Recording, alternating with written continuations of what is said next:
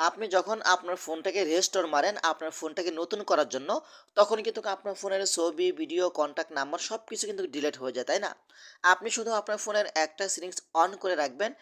একটা settings on করার পরে যদি আপনি আপনার ফোনটাকে রেস্টোর মারেন, আপনার ফোনের কোনো কিছুই ডিলিট হবে না। তো চলুন আপনাদেরকে দেখিয়ে দিচ্ছি।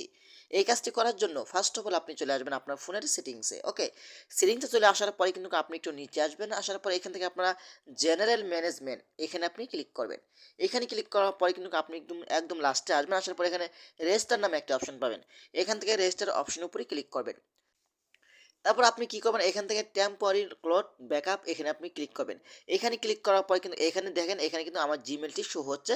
আপনি এখান থেকে আপনার জিমেলটি দিয়ে দিবেন। ওকে? আপনার জিমেলটি দেওয়ার পরে আপনার জিমেলটি এখানে সেভ হয়ে যাবে।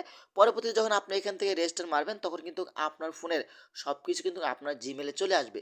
তখন আপনি সেগুলো কিভাবে উদ্ধার করবেন? এটা উদ্ধার করার জন্য আপনি চলে যাবেন আপনার ফোনের যে আপনার এটা ফটো অপশন রয়েছে, এখানে ক্লিক করে আপনি এখান থেকে আপনার জিমেলটি সেট করে নিবেন। এরপর আপনি কি করবেন, উপর থেকে এই আইকনের উপরে ক্লিক করবেন। ওকে? এখানে ক্লিক করার পরে কিন্তু এখান থেকে সিলেক্ট করবেন। সিলেক্ট করে দেখতে পাবেন আপনার সেই জিমেলটা এখানে আছে কিনা। বাস জিমেলটা সিলেক্ট করে দিবেন। বাস তখন কিন্তু আপনার ফোনের সকল কিছু ছবি, ভিডিও এখানে চলে আসবে। তো আশা করি ভিডিওটা শেয়ার করে দিতে পারেন এবং আমাদের পেজটি ফলো করতে পারেন। ধন্যবাদ সবাইকে। আসসালামু আলাইকুম।